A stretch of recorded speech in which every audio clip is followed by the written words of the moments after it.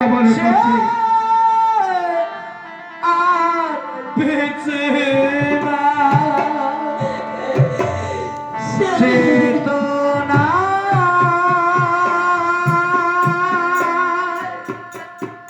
সে তো না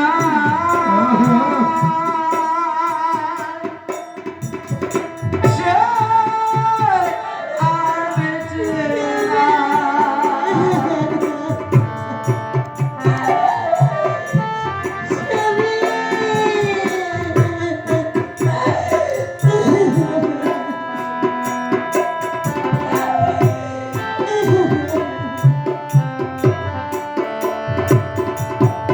হারিয়ে গেল করে সোনার মানে,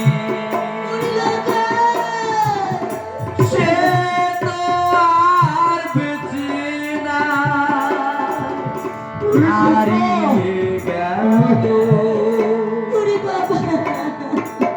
সোনার মানে, সে তো আর বেঁচে না, সে তো না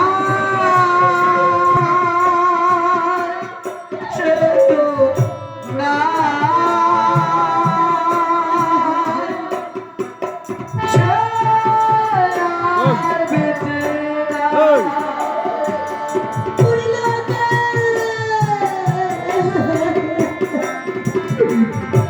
দয়াল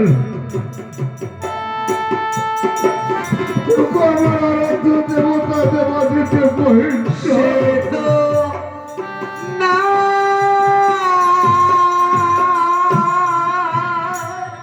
তুমি এ কি করলে সে তো না সে আর বেঁচে না।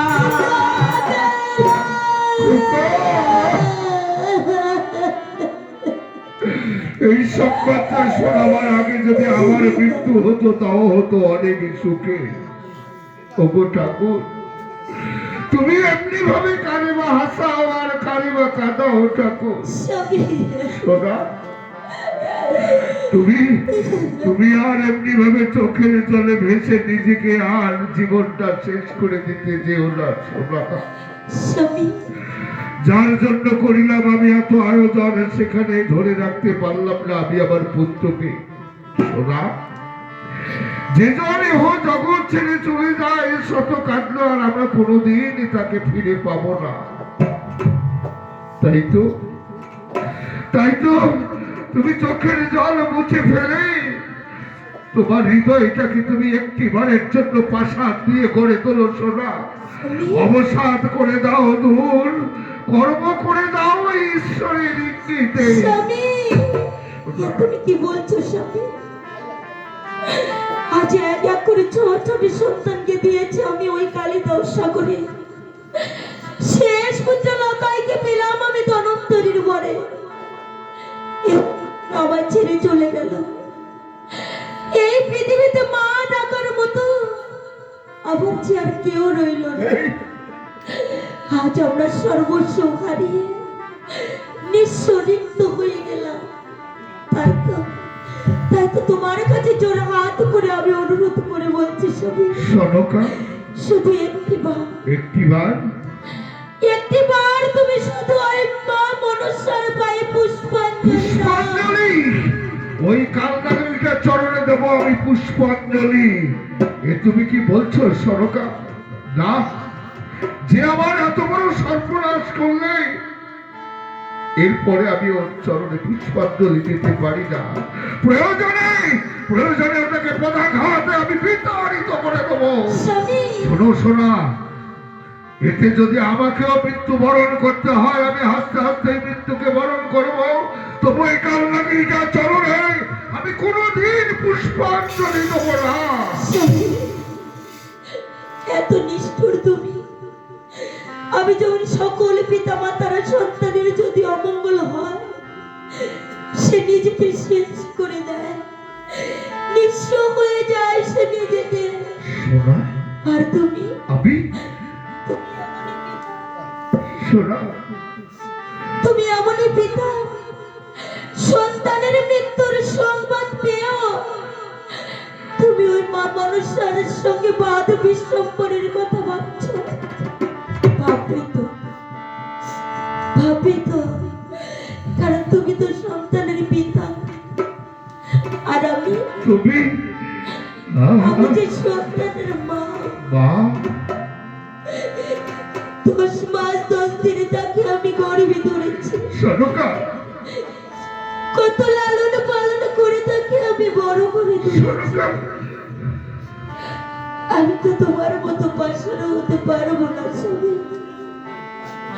তাই তো আজ যখন সর্বস্ব হারিয়ে আমরা নিঃস্বরিত হয়ে গেলাম, তবু যখন তুমি মনের দম্ভ বুঝে ওই মা মানুষের পায়ে পুষ্পাঞ্জলি দেবে না, আর তোমায় আমি অনুরোধ করবো না, কিন্তু কিন্তু এক মুহূর্তের জন্য আমি আর এই রাজ অট্টালিকায় থাকতে পারবো না।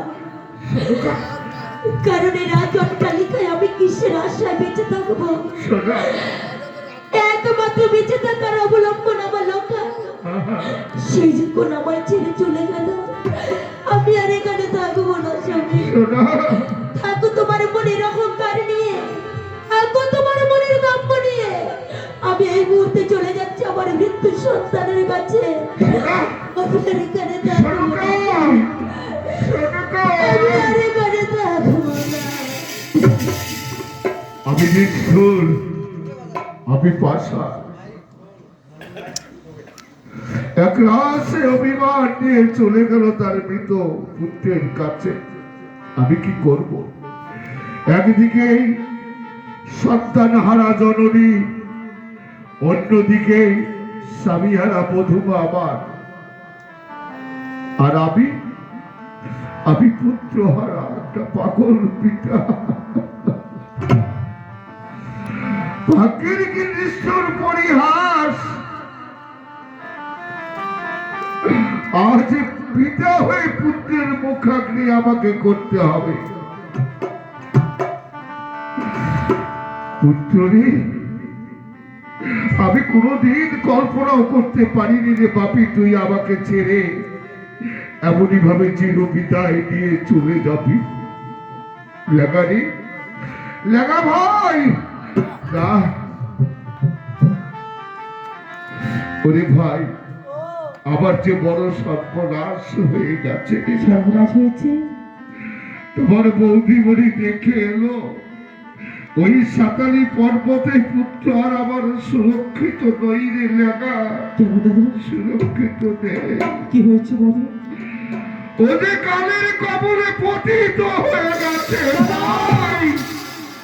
তুমি কি বলছো?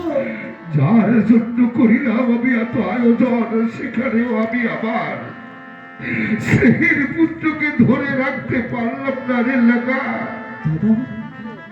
লেগা ভাই, আমি ওই মৃতদেহটাকে ধরে রেখে আমি আমার সরকার চোখের জল আর মধুমের চোখের জল আমি সইতে পারবো না ভাই। আমার এই আদেশে তুমি যাও ভাই, শ্মশানবাসীদের কাছে যাও, গিয়ে ওদেরকে ডেকে নিয়ে এসে আমার গৃহের থেকে একখানা শুভ্র বস্ত্র হাতে নিয়ে তোমরা সকলে মিলে আমার মধুমার কাছে যাবে। গিয়ে কি বলবে? গিয়ে বলবে, মধুমা, তোমার শাশুর বাবা এই শুভ্র বস্ত্রখানা পাঠিয়ে দিয়েছে। এই সময়ে তোমার আর ওই রঙিন বস্ত্র শোভা পায় না জননী, তাই তো এই শুভ্র বস্ত্র পরিধান করো, বিধবার সাথে ধারণ করে মুছে দাও তুমি তোমার স্মৃতির সিঁদুর, ভেঙে দাও হাতের শাখা, সেই সঙ্গে মৃত পাপীকে দাও, ওকে গুঞ্জরির ঘাটে গিয়ে গিয়ে আমরা চিতায় তুলে দিয়ে দাও দাও করে জ্বালিয়ে দিই। লাগারে বাকে বুঝিয়ে সুঝিয়ে তোমরা তার কাছ থেকে মৃতদেহটাকে নিয়ে গিয়ে সুন্দরভাবে চিতায় তুলে দিয়ে শুধু একটি বার একটিবারের জন্য আমাকে তোমরা স্মরণ করবে ভাই। আমি যাবো রে লেবা, আমি যাব। যে পুত্র পিতার মুখাগ্নি করত, আর আজ পিতা হয়ে পুত্রের মুখাগ্নি আমাকেই করতে হবে। আমি যাবো রে লেগা। ওই চিতাটার চতুর্দিকে সপ্ত প্রদক্ষিণ করে সুন্দরভাবে প্রদীপখানা জ্বালিয়ে ওই প্রদীপের আগুন আমি ওর মুখে লাগিয়ে দিয়ে মুখাগ্নি করে চোখের জলে আজ আমি আমার প্রেমের বাপিকে চিরবিদায় করে দিয়ে বলবো, বাপি আর কোনোদিন তুই আমাকে পিতা বলে ডাকবি না।